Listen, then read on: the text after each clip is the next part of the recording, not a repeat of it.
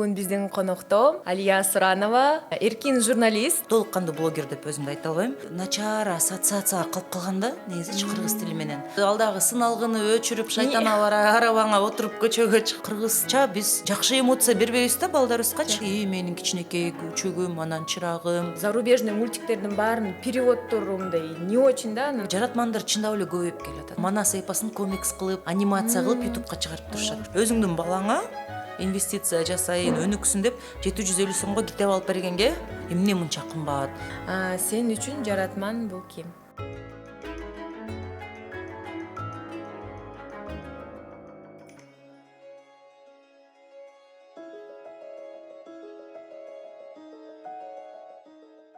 Бүгүн биздин конокто Алия Суранова, эркин журналист, активистка деп айткым келет.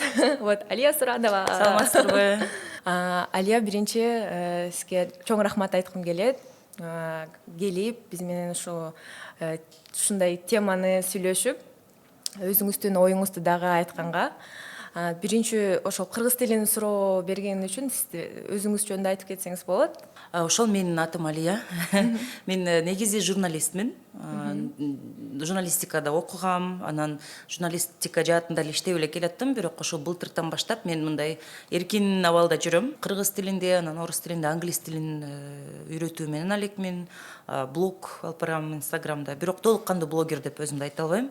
Жалпысы ошондой болот азыр. Подкастка чакырганда мен кайсыл теманы сүйлөшкүм келгенин ошону эң башынан эле билчүмүн. Анан бизге моундай список берген да. Тандап алгыла, ким менен сүйлөшкүңөр келет деп. Анан мен сразу эле сиздин атыңызды окуп, Алия Суранова менен сүйлөшкүм келет деп.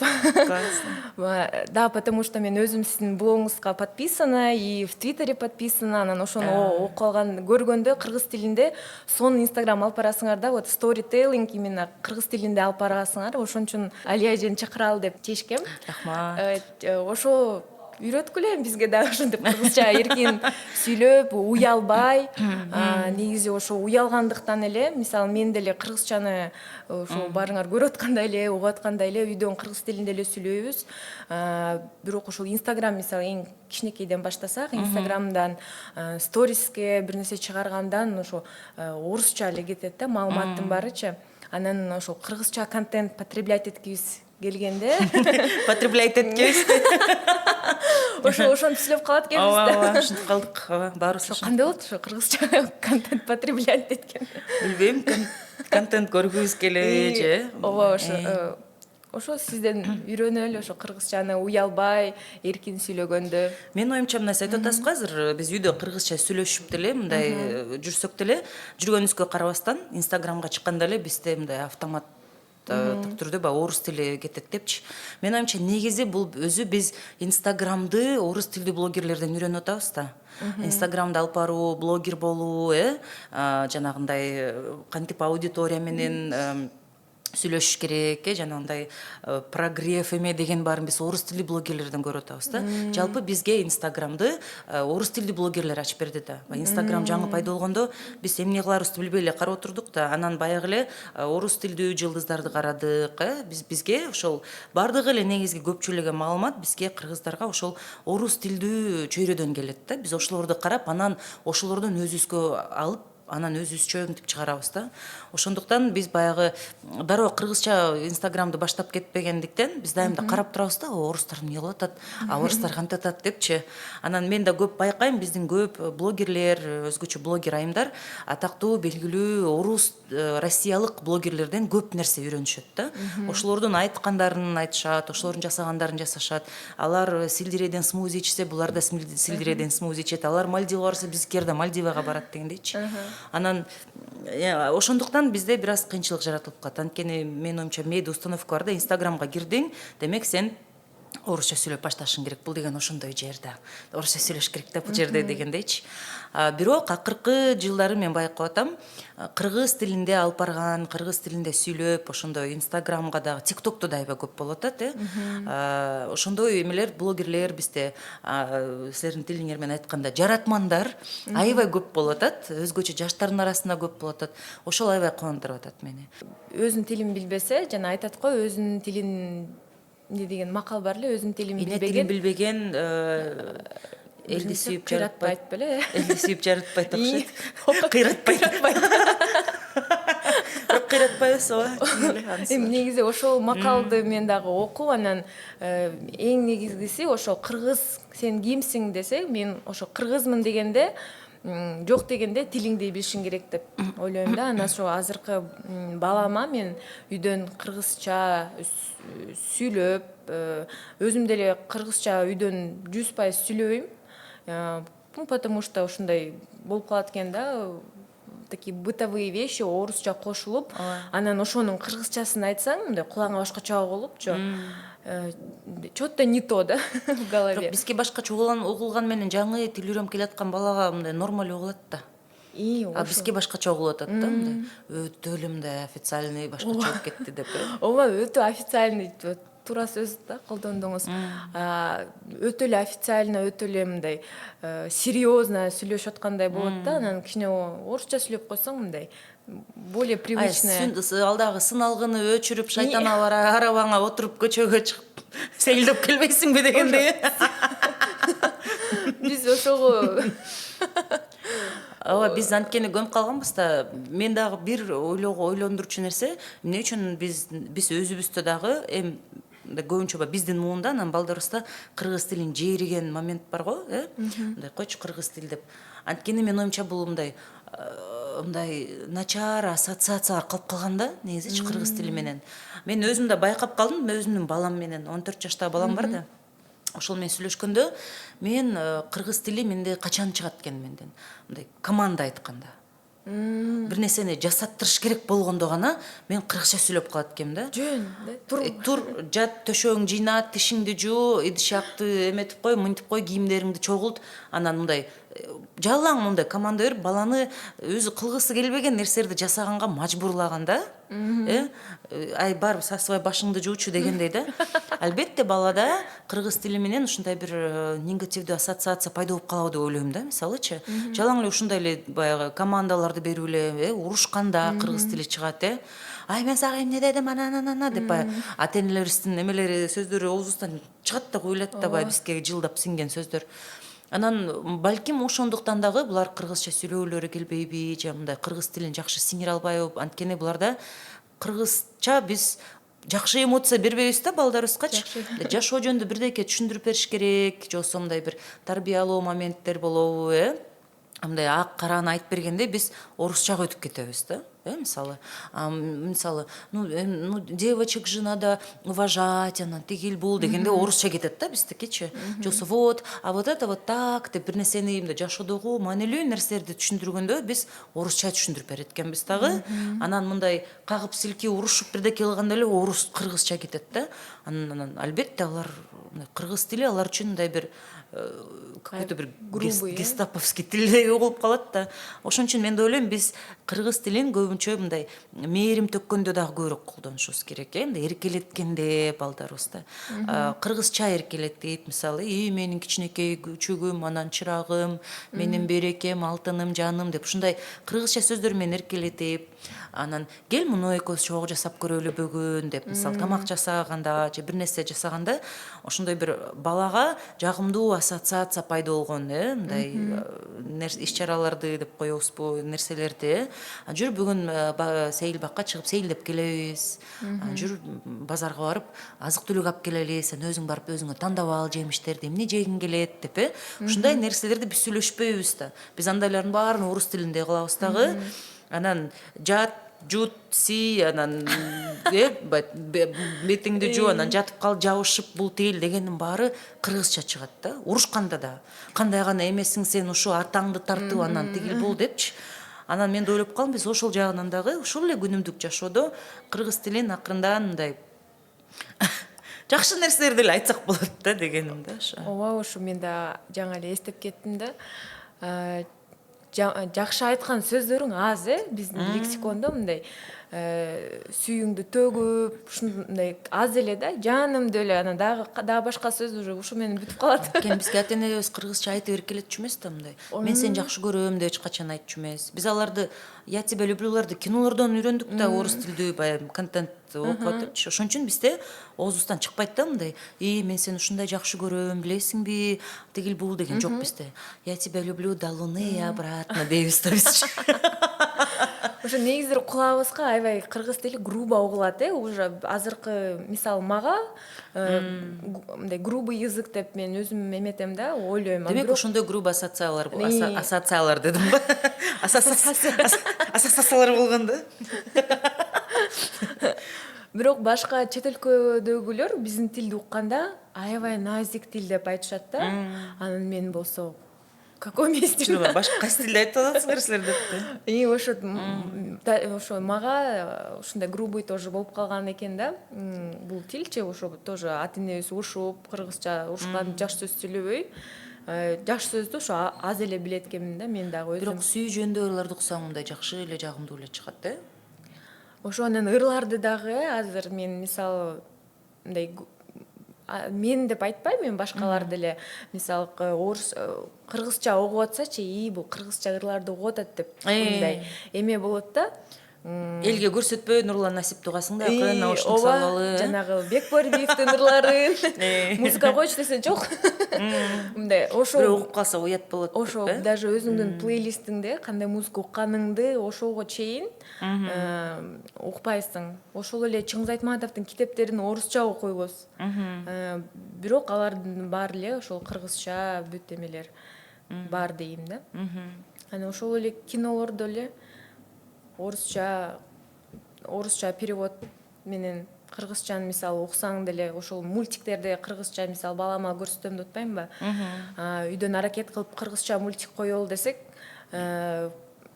жанагы зарубежный мультиктердин баарын переводтору мындай не очень да, анан кызыктай угулат. Кызыктай, и өзүң да кыйналып кетесиң, балаң вообще көргүсү да келбейт, мындай эмеси монотонный, эмоциялары жок, ушундай эмелерди көргүң келбейт да. Ошондуктан биз айла жок ошо орусча мультик коюп беребиз. Анын баарын акча керек да. Анткени деген бизде андай ошондой мисалы Казакстанда, мисалы Өзбекстанда, по-моему, дубляж они прям делают, да, если я не ошибаюсь. Бирок Казакстанда аларда мыйзам бар. Бардык кинотеатрларда көрсөтүлгөн мультфильмдер, тасмалар бардыгы казак субтитрлер менен чыгат да. Баягы орусча дубляж кылып келишет, бирок сөзсүз казак субтитр менен чыгарат да. Анан сен ошол орусча көрө туруп, мындай волей-неволей дегендей окуй бересиң да субтитрди. Анан синьорет да баары бир ичиңечи, баягы казакчасы ушундай болуп турбайбы депчи. Ошондой мыйзам киргизип ташташкан мисалы. Анан бизде болсо анын баары каражатты талап кылат да. Ошол эле ар бир тасманы субтитр коюп чыгыш. Бул деген өзүнчө команда керек. Канча деген тасмалар келип атат бизге. Баягы эле билбейм, Люди Икс, анан тиги Человек-пауктардын баарын, анын баарын кыргыз тилине которуп, мындай жеткиликтүү кылып, баягы мындай калька кылбай, анын баарын титрлештирип, анын баарын коюп чыгууга дагы бул көп каражат керек. Анын баарын билбейм, анын кинотеатрларды милдеттендирсе алар макул болобу, болбойбу. Бүт акчага эле келип такалат да, бизде көп маселе. Анан бирок азыр бир-аз мына жаратман деп жакшы сөз эметиптирсиңер. Жаратмандар чындап эле көбөйүп келатат. Тентек деген эме бар, продакшн. Алар Манас эпосун комикс кылып, мындай анимация кылып ютубка чыгарып турушат да, кыска кылып. Анан балдарга ошону көрсөтсөк деле болот. Мисалы Азаттык аудио эме жомоктор деп мындай чоң бир эмне сборник кылып чыгарганда, атактуу баягы саясатчыларды, актерлорду эмелерди алып келип, мисалы бир жомок бар, бирөөсүн Өмүрбек Текебаев окуган, мисалы бирөөсүн Жанар Акаев окуган, ушундай ар кандай бир эмелер бар да. Ошондой да сборниктер бар, мисалы. YouTube'да бар, Бүт бар, мындай издеп Google'га киргизсең деле чыга берет. Суроо кеп бизде болуп атат да. Ошого биз даярбызбы? Кичине бир аз мындай убактыбызды коротуп, издеп, балдарга угузуп, токтотуп, түшүндүрүп берип дегендейчи. Азыр бир аз кыргыз тилдүү балдар үчүн китептер чыга баштады. Бизде кичинекей чакан басмаканалар бар. Өткөндө да көрдүм. белгилүү бир атыктуу жомокторду кыргызчалаштырышыптыр. Маугли жана Красавица и чудовищени Айсулуу жана Желмогуз деп чыгарышыптыр. Мен үчүн аябай эме да мындай. Мен кичинекейимде ошолорду кыргызча окумакмын да, мисалычы. Аябай окумакмын. Анан ошолорду мен алып келип балама көрсөтүп коюп койдум, 3 жаштагы балама. Бирок ал азыр машинка деген азыр эме болуп атат да, курагы бир аз чоңойсо экөөбүз отуруп аларды окуйбуз деп мындай кичинеден чогултуп атам ошо. Кайсы жерде кыргыз тилдүү китеп көрүп калсам алып келип. Бирок кыргыз тилинде эле чыгарып берет десе бизде бар. Жомоктор деле бар, аңгемелер деле бар. Бирок сапаты кандай? Балдарга жагымдуу, сүрөттөрү кандай? Баягы эле акча эконом үнөмдөп эле мындай аябай балдаргыды максимально окугусу келбегендей форматта чыгарышат да. Ошон үчүн ага дагы көп акча коротуш керек, аны жасаш керек. Аны еще биздин кыргыздар бир китепке мисалы 700 миң, 700 сом, 1000 сом коротконго даяр болушу керек. Кымбат дешет. Мисалы бир жаңы жазуучу айым чыгып атат азыр, Айсулуу Алмаз деген. Ал ошол кичинекей бөбөктөргө китеп чыгарып баштаптыр. Мисалы менин биринчи кыргызча, англисче 100 сөзүм деген китеп чыгарыптыр, Жолдош экөө. 750 сомдон сатып атыптыр. Аябай сапаты жакшы эме кылып чыгарыптыр. Башка өлкөдөн басмаканадан бастырып келип атат. Анткени биздин басмаканалар андай чыгара албайт экен, андай сапатта. Биздин өлкөдө даже жок экен андай басмаканаларчы. Анан 750 сом десе ошого эл аябай эме нааразы болуп атыптыр да. Эми баары эмес, кээ бирлер. Эмне мынча кымбат? Ушундай китеп да ушундай кымбат болобу депчи. Биз өзүбүз балдарды кыргыз тилинде билим берүүгө акча коротконго даярбызбы деген суроо дагы бар да. 750 сомду мындай эле жок кылып коебуз бизчи. Мисалы конокко бар эле, үйүңөр кут болсун деп эле 1000 сом бияка кыстырабыз. Балалуу болдуңарбы деп бияка кыстырабыз. Сүйүнчү, анан бул тиги эле тойго барып калып деле бир кичинекей кыз бийлеп атса деле барып 5000 сомдон деле кыстырып кое бергенге мындай кыргыздын эмеси щедрости жетет дагы. Анан өзүңдүн балаңа инвестиция жасайын, өнүксүн деп 750 сомго китеп алып бергенге эмне мынча кымбат болуп калат да. Биздин дагы даярдыгыбыз, ата-эне катары канчалык биз ошо жоопкерчиликти алып, убакытыбызды, балким акчабызды коротуп, ошол нерсени жалаң кыргыз тилдүү контент менен баламды курчайын деп. Жөн эле телефон берип коюп же YouTube коюп берип коюп, өзүбүзчө отуруп телефон чукуйбуз да бизчи.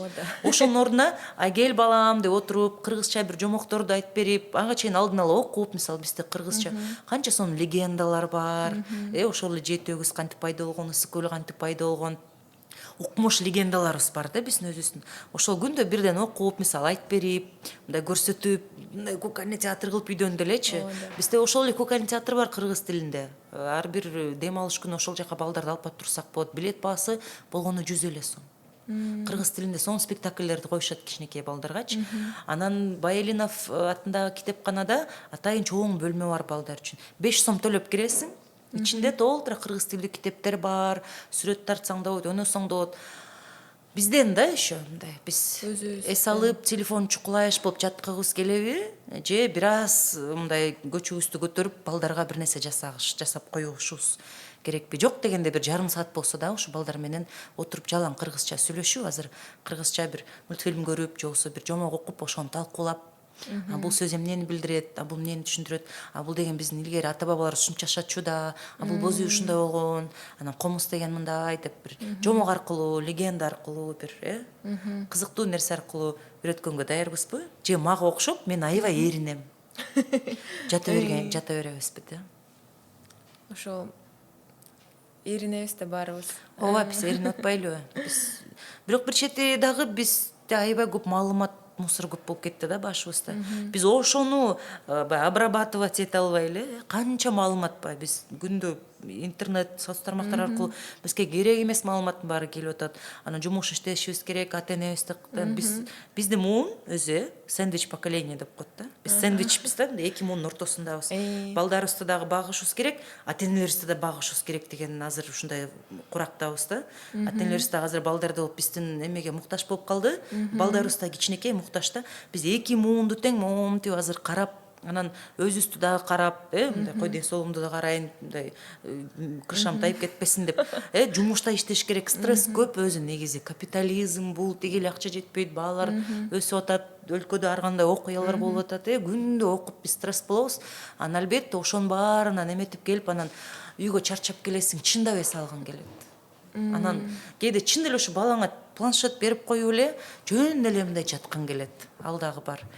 Анда ошенткибиз ошондойду тандасак, анда биз анда эмне кылабыз, балдарыбыз кыргызча сүйлөй калды деген суроолорду көтөрбөшүбүз керек да. Ооба. Анан өзүбүздөн да ошол күнөө сезимин чечип коюшубуз керек. Болор иш болду деп.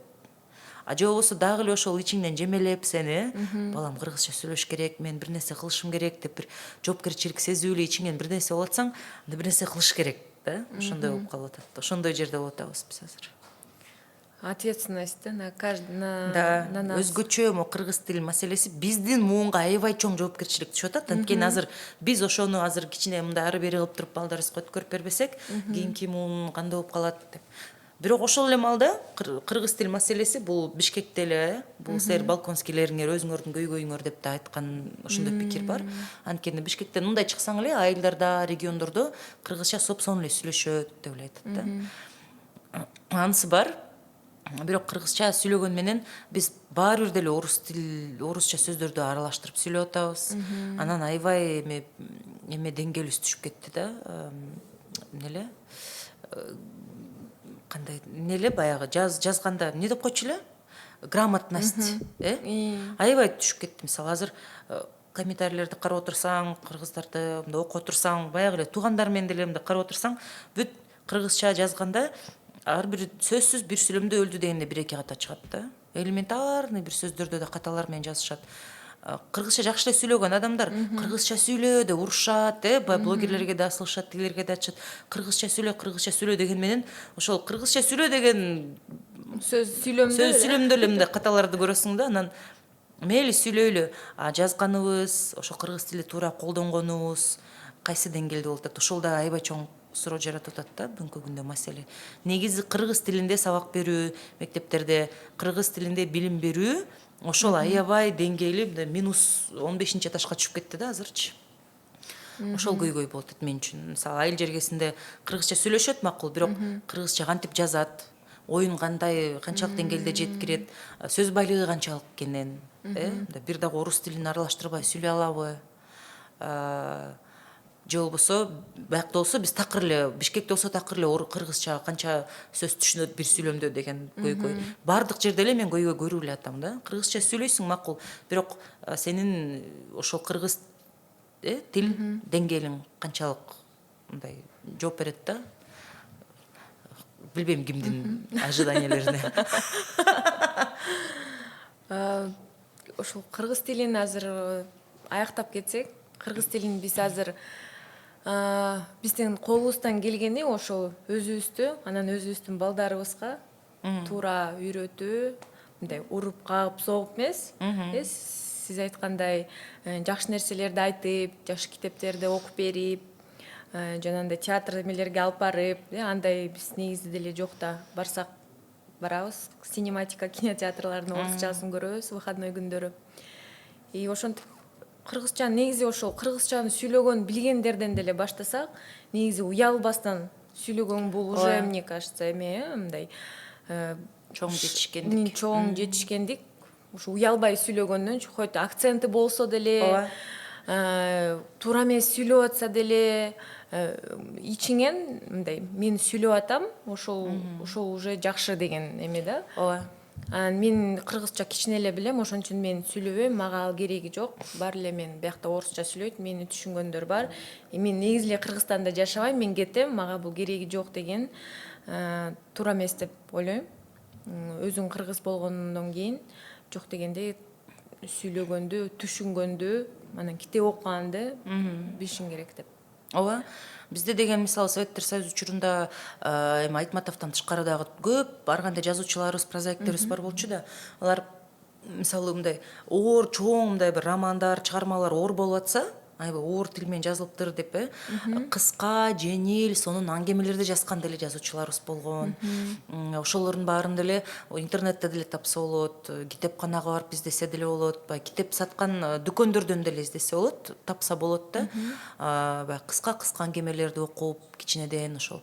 Негизи кыргыз тилинде китеп окуу бул аябай маанилүү экен да. негизи ошо тил сага сиңиш үчүн. Кыргыз тилдүү биз блогерлерди канчалык көрүп, канчалык эме кылсак деле баары бир орус тили аралашып кете берет аякка. Баары бир мындай деңгээлден көтөрүлбөйт, баары бир баягы биз айткандай разговорный, бытовой деңгээлден көтөрүлбөйт. Чындап эле биз ошо китептерди издеп окушубуз керек. Мындай өзүбүз дагы кичине мындай тырышып аракет кылышыбыз керек да. Биз орус тилинде, керек болсо англис тилинде китеп окуп жиберип атабыз да. А бирок мындай кыргыз тилинде деле китеп таап окуса болот. Сонун биздин жазуучуларыбыз бар болчу. Азыркы күндө деле жазуучуларыбыз чыгып атат. Изденүүнүн эле бир маселеси болуп атат да бул. Сен канчалык ушул нерсени жасагың келет деген.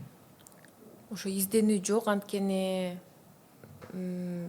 мага кереги жок деп ойлогондор аябай көп да. Бул мага мисалы азыркы деле окуучулар мен тияка кетип окуйм. Мен кыргыз тилине мындай эмнеси не нуждается, муктаждыгы жок. Кыргыз эми баары эле орусча сүйлөп атса, баары эле түшүнүп атса, зачем ему париться, да, учить, потому что как бы и так условно и без языка ему нормально. И вот ошондон мындай эме түзүш керек деп ойлойм да, чтобы нуждались кыргызча окуш керек, анан керек болот дегендейчи.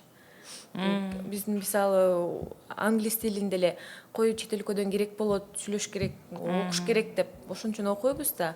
И кыргыз тилин дагы ошондой бир деңгээлде эле эмес, бир мындай эме болуш керек деп ойлойм да. Мындай Кыргызстандын ичинде сен мисалы иштеп, окуп, ары бери движение кылгың келсе кыргызча билишиң керек деген, э? Ошону айткым келип атат.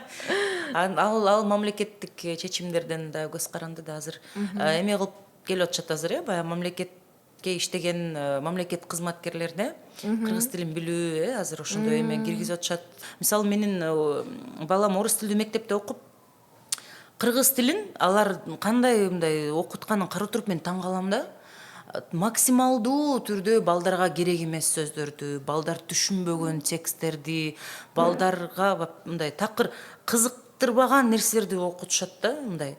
Аябай мындай тексттерди аябай ушундай эме жазылган. Я понимаю, но это академическое вот это вот всё да, бирок мындай 7-чи класстагы балдарга орус тилдүү мектепте мындай манастан немелерди берип окутушат экен, же түшүндүрүп беришпейт эмне экен. Бул аябай оор алар үчүн. Каяктагы мындай мен билбеген сөздөрдү окуп кыйналып отурат да, ыйлагысы келип, ненавижу этот кыргызский дейт да кээдечи мисалы.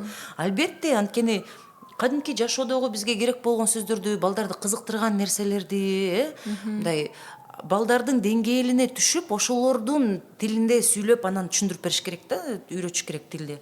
Ошондой нерсе жок бизде, мындай чоң эле бир дяди, тети сели такие написали, вот кыргызские дети вот так будут учить деп бир, я уверена, орустардын методикасын алып жасашкан да ещечи. Анан албетте кыргыз тилин үйрөтүү мектептерде өзү аябай чоң көйгөй. Негизи биз ошол кыргызча сүйлөбөйсүң деп шылдыңдап жүрүп дагы ошо шаарда алып карасак, шаардагы орус тилдүү кыргыздарды алсак, аларда деле өзүнүн бир травмасы бар. Коркуп, уялып, кыргызча бирдеке десем азыр тууганда шылдыңдап койгон кичинекейинде же ушундай бир нерсе болгон да. Анан ошондой деле бар. Ошондон деле мындай чыгышыбыз керек азыр. Анан мен ушинтип шылдыңдай беришет, мен мындай эметем деп. Тоже надо брать за себя тоже ответственность, да, уже. Жанагы кыргыз тилинин сабагын айтып кеткенде, мисалы мен окуп жүргөндө кыргыз тили сабагы дегенде бунун бүт сабактын баарын жасап туруп, анан кыргыз тилде жасап коюш керек эле деп көп маани берчү деле эмес. Мен эмес, баарыбыз эле. Орус тилдүү мектепте окудуңузбу? Турецкий лицейде окугам. Турецкий лицейден деле русский класс, кыргызский класс деп бөлүнөт да, орус класс, кыргыз класс деп. Анан мен орус классты окуп, русский литература дегенде таң атпай сатыр болуп, стихтерин жаттап, мындай коркуу ушундай болчу да. А кыргыз тил дегенде ой сабакка 10 минут каларда мындай кайдыгер мамиле болчу. Ошондо анан баарыбыз деле ушундай болчу деп ойлойм да. Мындай анчалык деле ой азыр монтип бир скетч коюп коебуз, бир эме үчүн ошентип эле 5 алып коебуз деле.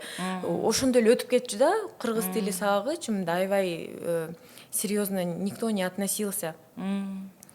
Ошон үчүн дагы ойлойм, что ошол даже мектептин ичинде, Ооба. класстын ичинде кыргыз тил сабагын биринчи жазабай, биз ошо эң акыркы жасачубуз да. Бир ушундай суроо, 3 суроо бар экен. Сен үчүн жаратман бул ким? Мен эми өзүмдүн профессиям аркылуу эле айтайын, вот как я вижу, мисалы журналист болуп, инстаграмда блог алып барган адам катары айтайын. Негизи жаратман деген бул ар бир эле адам жаратман деп эсептейм. Негизи эле биз жашоодо дайым бир нерсе жаратабыз да. Буга чейин деле биз түшпөдүк беле, адамды деле жарык дүйнөгө алып келдиң, сен жараттың да мындай. Күндө биз ошол жумушубузда болобу, биз сүйгөн хоббибиз болобу, мындай бир нерсе тигебизби, бир нерсе колубуз менен жасайбызбы, ал деле жаратмандыкка кирет. Бирок ошол мисалы контент жаратуу жагынан алып карап көрсөм, жаратман деген бул ошол мисалы ошол өзүнүн аудиториясы бар, мындай бир нерсе чыгарып айтып бергин келет. Ошол кезде жаратман деген бул ошол өзүнүн аудиториясы менен бир кандай десем, аларды ойлонуп турган, кандайдыр бир жаңы маалымат берген, кызыктырган нерселерди бөлүшүп, анан аларды андан аркы изденүүгө түрткөн адам деп мындай көрөм да. Сен мындай жаңы ойлорду жаратасың да, сени окуган уккан адамдардыгачы. Алар мен мурда мынтип ойлонуп көрбөптүрмүн да көрсө деп, андан ары ошол процесс кетет, алар андан ары өздөрү издеп башташат да. Экинчи суроо, 10 жылдан кийин сен ошо жаратманды кандай көрөсүң? Негизи ушул саясатты сүйлөбөсөк, технология жагын алып көрсөк, азыр көрүп атабыз, чат GPT, анан искусственный интеллект дегендер аябай укмуш болуп кетип атат го. Биз дагы ошол өлкөбүз мындай жабылып калбай, биз да ошол технологиялар менен чогуу өнүксөк, 10 жылдан кийин көп нерсе, ар бир эле жаратман технология менен мындай теңме тең бара турган адам катары көрөм да менчи. Биз технологияны сөзсүз өздөштүрүшүбүз керек. Дайым эмне болуп атат билип, сезип баарын үйрөнүп турушубуз керек. Бул эч качан токтобогон процесс. Ошондуктан 10 жылдан кийинки жаратман бул ошол технологиянын жаңы мүмкүнчүлүктөрүн аябай сонун колдонуп, мындай бир адамдын фантазиясын ойгойтор ачып, мындай күтүлбөгөн, ойго келбеген бир нерселерди, мындай фантастикалык нерселерди бир жараткан адам катары көрөм. Билбейм, 10 жылдан кийин биз кайра эле отурбасак эле болду, келиним, кайненем деп. Эми акыркы суроо, сен азыр жаратман катары эмне кылып атасың? Мен өзүмдү эгерде жаратман деп эсептесем, ошондой условия менен сүйлөгөндө, мен өзүм ошол негизи инстаграмга күндө чыгып турам, блог алып барып, сторителлинг жасап, стористерди жасап, анан мен мындай эме пайдалуу блогер болгум келет да, пайдалуу мындай жаратман болгум келет. Кандайдыр бир өзүм бир нерсе бир жерден окуп, жогуп калсам, ошо мен дайым бөлүшкүм келет да. Мен момундай изилдөө окудум, ушундай болот экен көрсө, жоксо мындай тигиндей экен деп, кээде мындай бир жөн эле бир Голливудтагы жылдыздардын деле эмелерин айтып бере берем, жашоосун, мисалы, кыргызча, кээде орусча аралаштырып айтып берем, анткени мен орус тилдүү дагы катталуучуларым бар. Алар да кичине кыйналып калбасын, таптакыр эле кыргызча болуп атат деп кетип калбасын депчи, кыргызча орусча аралаштырып берем. Анан алар айтышат, сен карап отуруп биз да кыргызча жакшы үйрөнө баштадык, кыргызча сүйлөй баштадык, биз дагы мындай күнүмкү жашоодо да кыргыз тилин үйрөнүп колдоно баштадык дегени мен үчүн да бул аябай чоң мындай жетишкендик да. Анан ошондой эле биздин кыргыз тилдүү жарандар англис тилин үйрөнгөндө кыйналып калбасын деп, мен ошол кыргыз тилинде англис тилин үйрөтүүчү курстарды жасайм да. Орус тилин билбесең, бул проблема эмес, бул көйгөй эмес. Англис тилин үйрөнүш үчүн сен орус тилин билгенге милдеттүү эмессиң. Кыргыз тилинде эле биз англис тилин үйрөнүп алабыз деген ушундай бир нерсени аябай жеткиргим келет да. Ошондуктан кыргыз тилинде мен англис тилин үйрөтөм. Сонун. Ошо. Чоң рахмат, Алия. Аябай сонун маек болду деп ойлойм. Көргөнүңүздөр үчүн чоң рахмат. Чакырганыңыздар үчүн рахмат. Ушул команда үчүн, командага дагы чоң рахмат айткыбыз келет. Ассоциация креативных индустрий организациясына чоң рахмат. Ушундай темаларды көтөрүп, сүйлөшүп, орус тилинде болобу, кыргыз тилинде болобу. Ошо, всем пока. Пока деп блогерлер деп